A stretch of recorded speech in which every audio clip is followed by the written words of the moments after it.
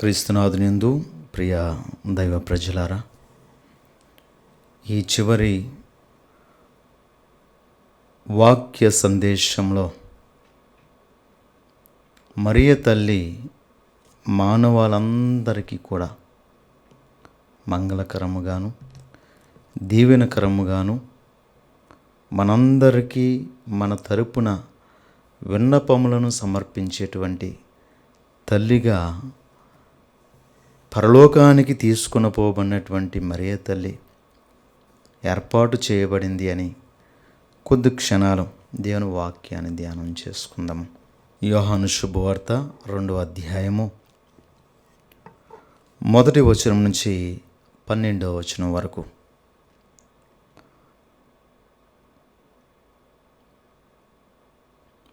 మూడవ రోజున గలిలయలోని కానా పల్లెలో ఒక పెండ్లి జరిగెను. యేసు తల్లి అచ్చట ఉండెను. యేసు ఆయన శిష్యులను ఆ వివాహమునకు ఆహ్వానింపబడిరి. అచ్చట ద్రాక్షారసము తక్కువ పడగా యేసు తల్లి, వారికి ద్రాక్షారసము లేదు అని ఆయనతో చెప్పెను. స్త్రీ, అది నాకేమి నీకేమి, నా గడియ ఇంకనూ రాలేదు అని యేసు పలికెను. ఆయన తల్లి సేవకులతో, ఆయన చెప్పినట్లు చేయుడు అనెను. యూదుల ఆచారం ప్రకారము శుద్ధీకరణకై అక్కడ 6 రాతి బాణలుండెను. ఒక్కొక్క బాణలో 2-3 కడవల నీరు పట్టెను. ఆ బాణలను నీటితో నింపుడు అని యేసు వారితో చెప్పెను. అట్లే వారు వానిని అంచుల వరకు నింపిరి. అంతటా ఆయన, మీరు ఇప్పుడు విందు పెద్దల యొద్దకు కొంచెము ముంచుకొని పొండు అని చెప్పగా వారట్లే తీసుకొని పోయిరి. విందు నడిపెడి పెద్ద ద్రాక్షారసముగా మారిన ఆ నీటిని రుచి చూచెను. అది ఎక్కడి నుండి వచ్చెనో అతనికి తెలియదు. ఆ నీరు తెచ్చిన సేవకులకు మాత్రమే అది తెలియను. కనుక అతడు పెండ్లి కుమారుని పిలిచి, ఎవడైనను మొదట శ్రేష్టమైన ద్రాక్షారసమును ఇచ్చును, అందరూ మత్తుగా త్రాగిన పిమ్మట తక్కువ రకపు రసమును ఇచ్చును. కానీ నీవు శ్రేష్టమైన ద్రాక్షారసమును ఇప్పటి వరకు ఉంచితివి అని పలికెను. ఈ విధముగా యేసు గలిలయలోని కానా అను పల్లెలో తన మొదటి అద్భుత చిహ్నమును ప్రదర్శించి తన మహిమను వెల్లడించెను. శిష్యులు ఆయనను విశ్వసించిరి. ఆ పిమ్మట యేసు, ఆయన తల్లి, సోదరులు, శిష్యులు కఫర్నహూమునకు వెళ్ళి అక్కడ కొన్ని దినములు ఉండిరి. ఇది క్రీస్తు సువిశేషము. ప్రభువా, మీకు స్తుతి కలుగునుగాక. అందరము కూడా ఒక క్షణము కండ్లు మూసుకొని దేవుని వాక్యంలోనికి మనం ప్రవేశించబోతూ ఉండగా, దేవుడు అద్భుత రీతిగా తన వాక్యము ద్వారా మనలను నూతనపరచాలి అని అలనాడు మరియ తల్లి ఈ లోకంలో జన్మించిన నాటి నుండి ఆమె పరలోకానికి కొనిపోబడేంత వరకు మానవుని యొక్క రక్షణలో అనుచరునిగా, మానవునికి సహకారినిగా, మానవ జీవితంలో శుభవార్తను, మంగళవార్తను, మంగళకరమైనటువంటి సందేశాన్ని తీసుకొచ్చేటువంటి తల్లిగానే మనందరము కూడా విశ్వసిస్తూ ఉన్నాం. మరి ఆ తల్లి ఈనాడు మన కుటుంబాలలో కూడా ఈ వడకము తరువాత ఈ ప్రార్థనలో పంచుకున్న ప్రతి ఒక్కరి జీవితాలలోనూ, ఈ ప్రార్థన ద్వారా వడకములో పాలు పంచుకున్నటువంటి ప్రతి ఒక్కరి జీవితంలో ఆ మరియ తల్లి మంగళకరమైనటువంటి శుభ సందేశాన్ని మన కుటుంబంలో కూడా తీసుకురావాలి అని, అద్భుతమైనటువంటి గొప్ప మేలులు ఆ తల్లి ప్రార్థనా సహాయం ద్వారా జరగాలి అని ప్రార్థన చేద్దాం. ఈ వాక్యము ద్వారా దేవుడు మన కుటుంబాలను, మన జీవితాలను సరళము చేస్తూ నీతి మార్గములోను, వెలుగుమయములోను మనల్ని నడిపించాలని ప్రార్థించుకుందాము. మన కుటుంబాలను దేవుడు తన దక్షిణ హస్తముతో నిరంతరము కాచి కాపాడాలి అని మనలను తన సన్మార్గములోను నీతివంతమైనటువంటి మార్గంలో నడిపించమని మా ప్రభువైన క్రీస్తు ద్వారా అడిగి వేడుకొంచున్నాము తండ్రి. ఆమేన్. దేవర ప్రసాదము చేత అండిన మరియమ్మ వందనము. ప్రభు మీతో ఉన్నారు, స్త్రీలు ఆశ్రదింపని వారు మీరే, మీ గర్భఫలం నాకు చేసు ఆశ్రదింపని వారుగనే. పరిశుద్ధ మరియమ్మ సర్వేశ్వరుని యొక్క మాత, పాపాతులమైండు మా కొరకు ఇప్పుడును మా మరణ సమయమందును ప్రార్థించండి. ఆమేన్. క్రీస్తునాథునియందు ప్రియ దైవ ప్రజలారా, ఈనాడు మనము మొదటి సందేశం నుండి మనం ధ్యానించుకున్నట్లయితే మరలా మొదటి సందేశంలో మరియ దేవుని చేత ఎన్నుకొనబడినటువంటి రెండవ యావమ్మగాను, రెండవ సందేశంలో ఆమె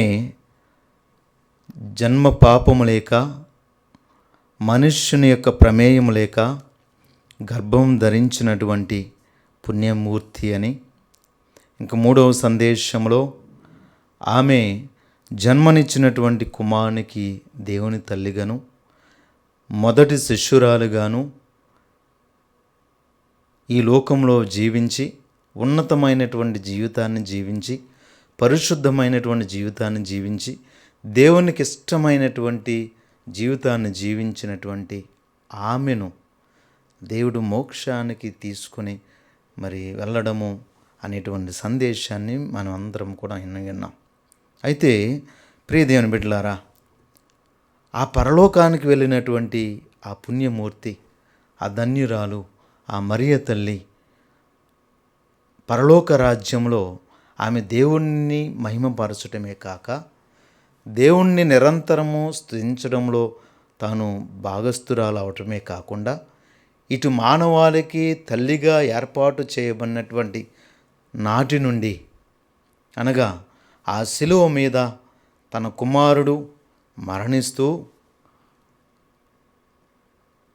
యోహాను గారిని తన తల్లిగా ఏర్పాటు చేస్తూ ఉన్నాడు.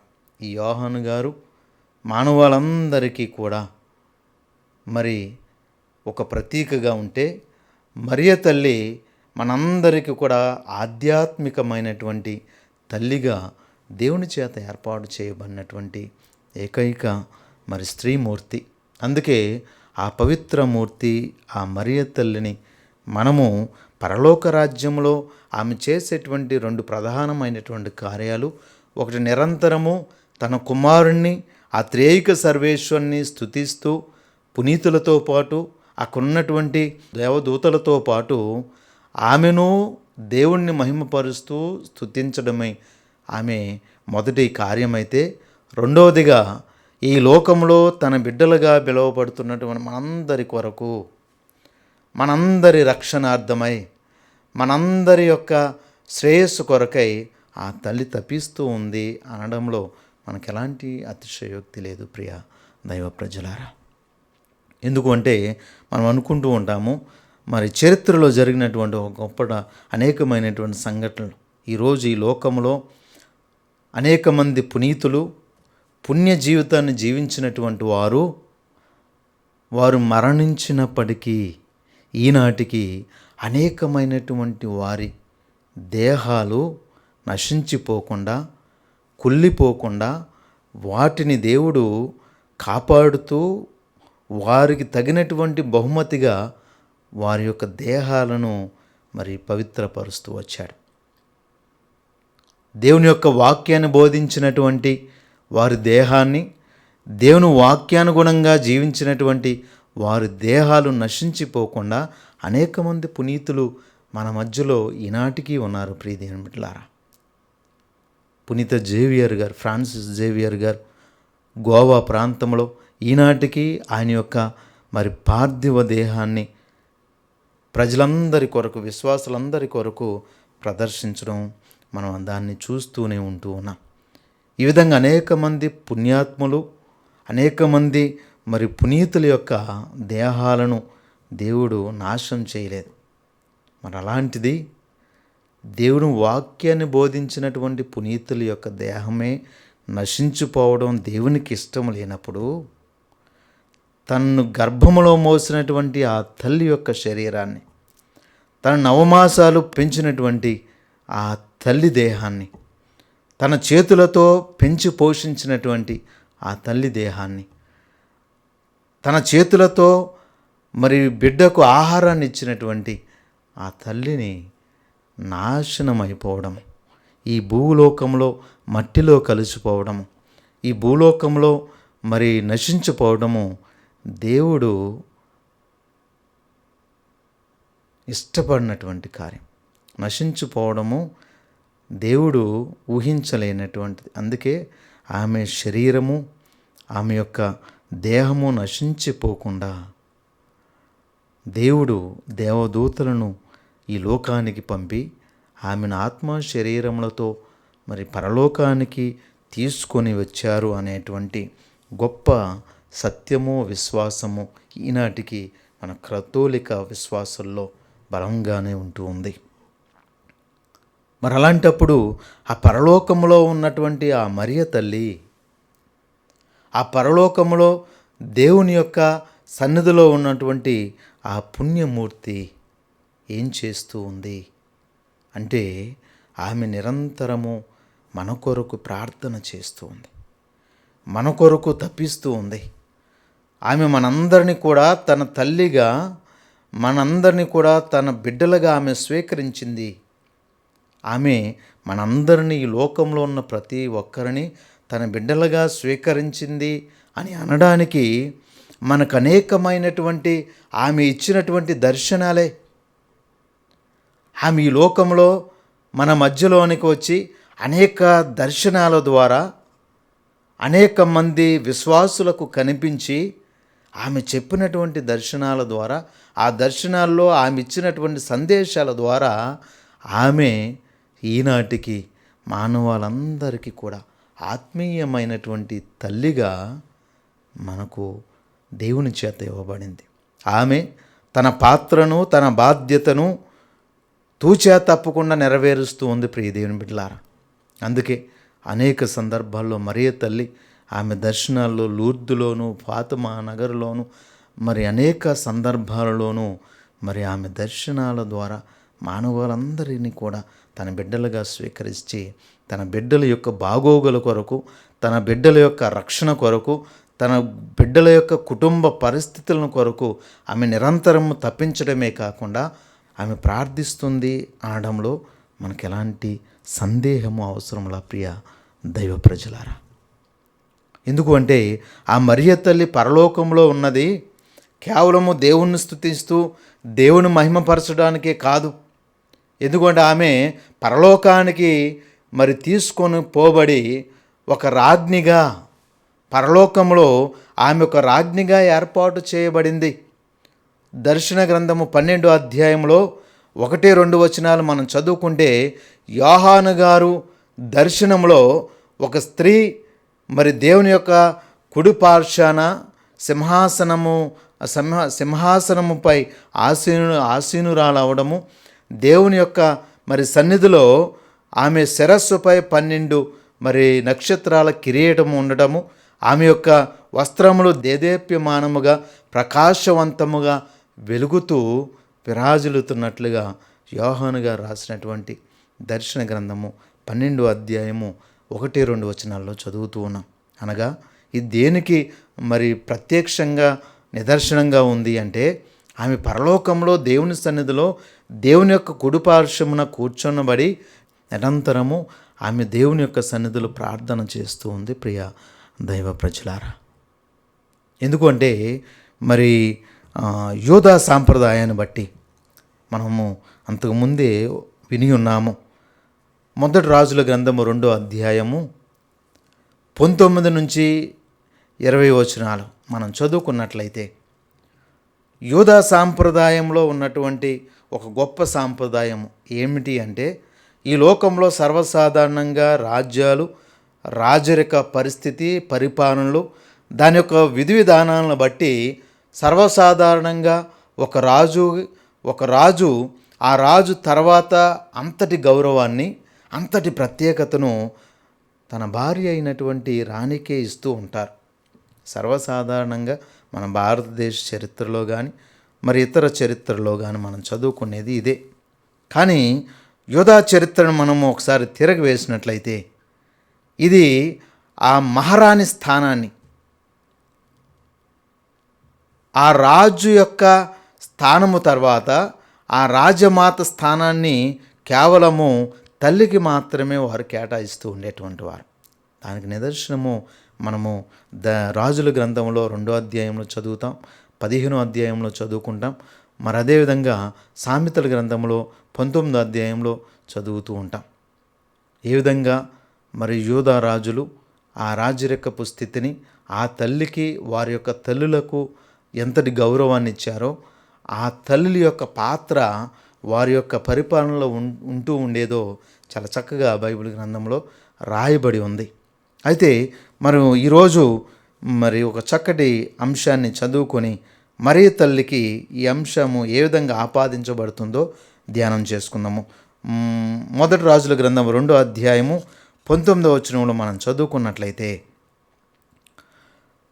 తల్లి అయినటువంటి బెత్షెబ అదోనియా యొక్క తలంపును, కోరికను, విన్నపాన్ని తన కుమారుడైనటువంటి సొలొమోను ముందు ఉంచడానికి రాజరికపు స్థితిలో రాజు ఎప్పుడైతే సొలొమోను యొద్దకు వచ్చినప్పుడు సొలొమోను ఆ రాజ్యంలో ఉన్నటువంటి పరిపాలన సింహాసనాన్ని అధిరోహించిన సమయంలో అక్కడ అనేక మంది మరి మంత్రులు, సామంతులు, భటులు, సైనికులు ఉన్నా బెత్షెబ ఎప్పుడైతే సొలొమోను దగ్గరికి కోర్టులోనికి రాగానే సొలొమోను తన స్థాయిని తగ్గించుకొని తన సింహాసనం నుండి దిగివచ్చి నమస్కారం చేసి ఆ తల్లి యొక్క చేతిని పట్టుకొని ఆ సింహాసనం యొక్క కుడి పార్శ్వన కూర్చోబెడుతూ ఉన్నాడు. అది సొలొమోను చేసినటువంటి మొట్టమొదటి గొప్ప గొప్ప గొప్ప కార్యం, తన తల్లికి ఇచ్చినటువంటి అత్యంత గౌరవము. రెండవదిగా కుడి పార్శ్వాన కూర్చున్నటువంటి ఆ తల్లి కేవలం అక్కడ జరుగుతున్నటువంటి అంశాన్ని గ్రహించడమో, లేదా అక్కడ జరుగుతున్నటువంటి తీర్పును గమనించడానికో, లేదా అక్కడ రాజును మరి గణపరచడానికో, రాజుని పోయముల ద్వారా లేదా పద్యాల ద్వారా స్తుతించడానికో, గణపరచడానికో, ఆయన రాజరికాన్ని, రాజవైభవాన్ని గణపరచడానికి వచ్చినటువంటి వారు వాక్యాలు వినడానికి ఆమె కేవలం రాలేదు. ఆమె వచ్చినది తన సహోదరుడైనటువంటి అదోనియా యొక్క విన్నపమును, కష్టమును, సమస్యను తన కుమారుని ముందు ఉంచడానికి, ఆ సమస్య నుండి అదోనియాను తప్పించడానికి మరి ఆ తల్లి వస్తూ ఉంది. ఇది మనము మరియ తల్లికి ఆపాదించినట్లయితే, ఎందుకు అంటే యేసు ప్రభు కూడా గాబ్రియేలు దేవదూత మరియ తల్లికి సందేశం ఇచ్చినప్పుడు, ఇదిగో అతడు దావీదుని యొక్క సింహాసనమును అధిరోహించును, ఆయన సర్వోన్నతుడు అని పిలువబడును, ఆయన రాజ్యమునకు అంతమే ఉండదు అని గాబ్రియేలు దేవదూత అంటూ ఉన్నాడు. అందుకే మరి ఆ యేసుక్రీస్తు, యేసు ప్రభు యొక్క రాజ్యం ఏమిటి? ఇగో బాహ్యమైనటువంటి రాజ్యమా? కానే కాదు. ఎందుకు అంటే తన శిష్యులు కూడా యేసు ప్రభు ఈ లోకంలో రాజ్యాన్ని స్థాపించబోతూ ఉన్నాడు, మరలా ఈ దావీదు వంశంలో ఒక నూతన రాజు రాబోతూ ఉన్నాడు అని వారిలో వారు భ్రమపడుతూ, ఇదిగో ఒకరు కుడివైపు మరొకరు ఎడమవైపు సింహాసనాలను కోరుకుంటూ ఉన్నారు. మరొక ప్రక్కేమో యేసు ప్రభు 5,000 మందికి అద్భుత రీతిలో భోజనం పెట్టినప్పుడు ఈ ప్రజలందరూ కూడా ఈయనను రాజును చేయాలి అని తండోపతండాలుగా ఆయన వద్దకు రావడం మనం చూస్తూ ఉన్నాం. చివరికి పిలాతు అడుగుతూ ఉన్నారు, నీవు రాజువా అని అడిగినప్పుడు ప్రభువు చెబుతున్నటువంటి సత్యం, నీవే అనుచున్నావు, కానీ నా రాజ్యము ఈ లోక సంబంధమైనటువంటిది కాదు, నా రాజ్యము పరలోక సంబంధమైనటువంటి రాజ్యము అని ప్రభువే స్వయంగా తెలియపరుస్తూ ఉన్నారు. ప్రియ దేవుని బిడ్డలారా, ఎందుకంటే పేతురు గారు యేసు ప్రభువును పట్టి బంధించడానికి వచ్చినప్పుడు అక్కడ ఉన్నటువంటి ఒక సైనికుడి యొక్క చెవి తెగ నరికినప్పుడు ఆ ప్రభువు చెబుతున్నాడు, నీ కత్తిని వరలో పెట్టు. నేను దేవునికి నా తండ్రికి ప్రార్థిస్తే పరలోకములు ఉన్నటువంటి దళములు ఈ భూలోకానికి వచ్చి వీరందరినీ కూడా సర్వనాశనం చేయలేవా?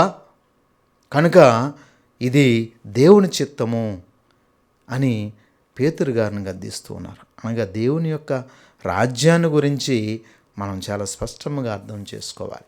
కనుక ఆ పరలోక రాజ్యం గురించి ప్రభువు మాట్లాడుతున్న సమయంలో ఆ పరలోక రాజ్యంలో దేవుడు మరలా మహిమపరపబడి ఆ పరలోక రాజ్యంలో దేవుని యొక్క తండ్రి యొక్క కుడిపార్శ్వాన కూర్చునేటువంటి స్థితిని దేవుడు తన కుమారునికి ఇస్తూ ఉన్నారు. ప్రియమైన బిడ్డలారా, మరి ఆ కుమారుణ్ణి 9 మాసాలు మోసి కని పెంచినటువంటి ఆ తల్లి ఒంటరిగా విడిచిపెట్టడం ఇష్టం లేక దేవుడు ఆమెను పరలోక రాజ్యంలోనికి కొనుపోబడ్డాడు అని వింటూ ఉన్నాం.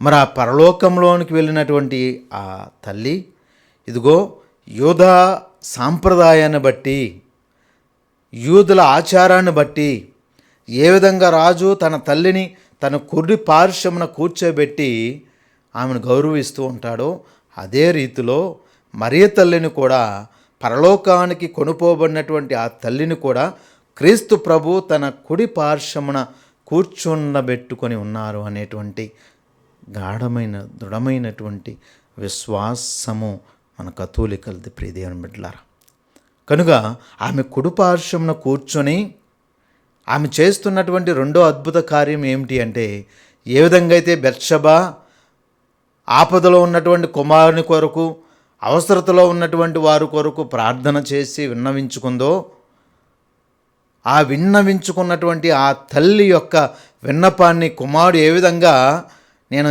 ఏనాడైనా నీ యొక్క విన్నపాన్ని తిరస్కరించానా అని చెబుతూ ఆమెను గౌరవించాడో అదే రీతిలో క్రీస్తు ప్రభు కూడా ఆమెను కుడి పార్శ్వమున కూర్చోబెట్టడమే కాకుండా ఆమె ప్రభు యొక్క కుడి పార్శ్వమున కూర్చొని నిరంతరము దేవుడికి మానవుని యొక్క విన్నపములను తెలియపరుస్తూ ఉంది. దేవునికి మానవుని యొక్క నిరంతరమైనటువంటి కష్టాలను, శ్రమలను, ఇబ్బందులను, ఆటంకములను, సమస్యలను దేవునికి చేరవేస్తూ ఉంది. అందుకే ఆమె ఈ లోకంలో మరి అన్నాజ్వాక్యములకు జన్మించడము ద్వారా, ఆమె జననము ద్వారా మానవాళందరికీ ఒక మంగళకరమైనటువంటి సందేశం. ఆమె ఈ లోకంలో మరి జన్మించి తన కుమారుని ఈ లోకంలోనికి తీసుకొని వచ్చి ఆమె పరలోకానికి తీసుకొని పోబడి మనందరి కోసం ప్రార్థన చేస్తూ ఉందంటే, మనందరి కుటుంబాలు దీవించబడాలి అని, మనందరి సమస్యలు తొలగిపోవాలి అని, మన కష్టాలన్నీ కూడా తీసివేయబడాలి అని ఆమె నిరంతరము మన కొరకు విన్నపములను చేస్తూ ఉంది. ఆ విన్నపముల ద్వారా మన కుటుంబాల్లో శుభ సందేశాలు, ఆమె విన్నపముల ద్వారా మన కుటుంబాల్లో గొప్ప మేలు, ఆమె విన్నపముల ద్వారా మన జీవితాల్లో కోరినటువంటి మరి అవసరతలు నెరవేర్చబడుతూ ఉన్నాయి. ప్రియదేవుని బిడ్డలారా, కనుక మనమందరము కూడా తెలుసుకోవలసినటువంటి గొప్ప సత్యం, ఆమె పరలోకమునకు తీసుకుని పోబడి తండ్రి యొక్క కుడిపార్శ్వమున దేవుడు అత్యున్నతమైనటువంటి స్థాయిని కల్పించి ఆమె ఆ స్థితిలో నిరంతరము మానవాళి యొక్క అవసరతల కోసం ప్రార్థన చేస్తూ ఉంది. ఎందుకు అంటే ఆమె స్వయంగా ఆ పరలోకాన్ని వీడి ఈ భూలోకానికి అనేకమైనటువంటి దర్శనాల ద్వారా, అనేకమైనటువంటి మరి దర్శనాలలో ఆ తల్లే స్వయంగా తెలియపరుస్తున్నటువంటి గొప్ప సందేశాలు. ఆమె ఒకవేళ పరలోక రాజ్యంలో ఆత్మ శరీరాలతో ఉండకపోతే, ఆమె పరలోకములో ఈ శరీరము తీసుకొని పోబడకపోతే ఆమె ఈ లోకానికి మరలా ఈ దర్శనాల ద్వారా వచ్చేది కాదు. ఈ లోకానికి ఆమె ఇన్ని దర్శనాలు ఇచ్చేది కాదు. ఆమె ఆత్మ శరీరాలతో తీసుకొని పోబడమే కాదు, ఆ పరలోకములో మానవాళందరి కొరకు నిరంతరము ప్రార్థన చేస్తూనే ఉంది, విన్నపములను సమర్పిస్తూనే ఉంది. ఆ విన్నపముల ద్వారా మనందరి కుటుంబాల్లో మంగళకరమైనటువంటి సందేశాలు, శుభ సందేశాలు, శుభవార్తలను, సంతోషకరమైనటువంటి మరి ఆనందకరమైనటువంటి కుటుంబాన్ని మనము పొందుకుంటూ ఉన్నాము.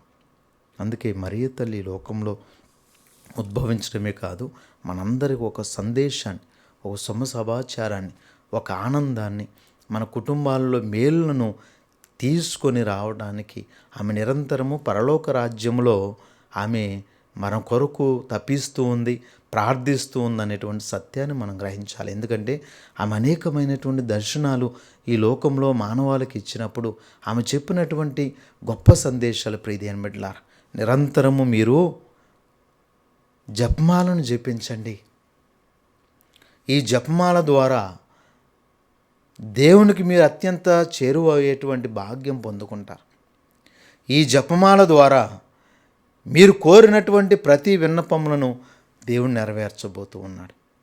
ఈ జపమాల ద్వారా మీ కుటుంబంలో ఉన్నటువంటి చీకటిని, బాధలను, అశాంతిని దేవుడు తొలగిస్తాడు అని మరియ తల్లే స్వయంగా ఆమె ఇచ్చినటువంటి మొట్టమొదటి సందేశము. జపమాలను జపించండి, జపమాలను జపించండి అని. రెండవదిగా ఆమె ప్రతిసారి ప్రతి దర్శనంలో తెలియపరిచినటువంటి మరొక గొప్ప సందేశము ఏమిటి అంటే, దేవుణ్ణి నా కుమారుని చెంతకరండి. మీరు పాపాన్ని విడిచి, చీకటిని విడిచి, పాత జీవితాన్ని విడిచి నా కుమారుని చెంతకరండి. నా కుమారునితో ఐక్యమై జీవించండి. నా కుమారుడితో మరలా మీరు సత్సంబంధాన్ని ఏర్పాటు చేసుకొనండి. మీరు మరలా దేవునికి ఇష్టమైనటువంటి బిడ్డలుగా మారండి అని ప్రభు ఆ మరియ తల్లి తన సందేశంలో చెబుతూ వచ్చింది. ఇంకా మూడవదిగానే ఆమె నిరంతరము శాంతి కొరకు ప్రార్థన చేయండి. ఇది ఎంతో అవసరం ప్రియ దేవుని బిడ్డలారా. ఈ లోకంలో ప్రస్తుత సమాజంలో ఎక్కడ చూసినా యుద్ధాలు, కక్షలు, కార్పుణ్యాలు, ఎవరిని చూసినా, ఎవరిని కదిపినా గొడవలు, సమస్యలు, అశాంతితో నెలకొని ఉంటూ ఉన్నాం. అనేకమైనటువంటి యుద్ధాలు, దేశాల మధ్య తగాదాలు, దేశాల మధ్య భూముల కోసము, ఆధిపత్య పోరు కోసము యుద్ధాలు జరుగుతూనే ఉన్నాయి. కనుక ఆ తల్లి ఆమె దర్శనాల్లో ఏ విధంగా అయితే శాంతి కొరకు ప్రార్థించమని కోరిందో, మనము కూడా ఈ వడకములో మరి పాలు పంచుకున్నటువంటి మనం అందరము కూడా ఆ మరియ తల్లి మనకిచ్చినటువంటి సందేశాన్ని బట్టి మనము కూడా ప్రపంచ శాంతి కొరకు, కుటుంబాల్లో శాంతి సమాధానాల కొరకు, సమాజంలో శాంతి సమాధానాల కొరకు, ఒకరినొకరు ప్రేమానురాగాలతో ఒకరినొకరు అర్థం చేసుకుంటూ జీవించేటువంటి మంచి స్థితిని, భాగ్యాన్ని ఆ తల్లి తన ప్రార్థనా సహాయం ద్వారా కల్పించాలని నిరంతరము ఈ జపమాల ద్వారా ఆ మరియ తల్లి యొక్క జన్మదినాన్ని మరి మనము జరుపుకోబోతూ ఉండగా, ఆమె జన్మము ద్వారా, ఆమె జననము మనందరికీ మరలా మన కుటుంబంలో మంగళకరంగా మారాలని ప్రార్థన చేద్దాం. పితా, పుత్ర, పవిత్ర ఆత్మనామమున ఆమేన్. ప్రియ దైవ ప్రజలారా, దివ పూజా బలిలో పాలు పంచుకోవడానికి మీరందరూ కూడా మరికొద్ది క్షణాలు మీ సమయాన్ని దేవునికి కేటాయించవలసిందిగా మీ అందరినీ కూడా ప్రేమతో ఆహ్వానిస్తూ ఉన్నాను.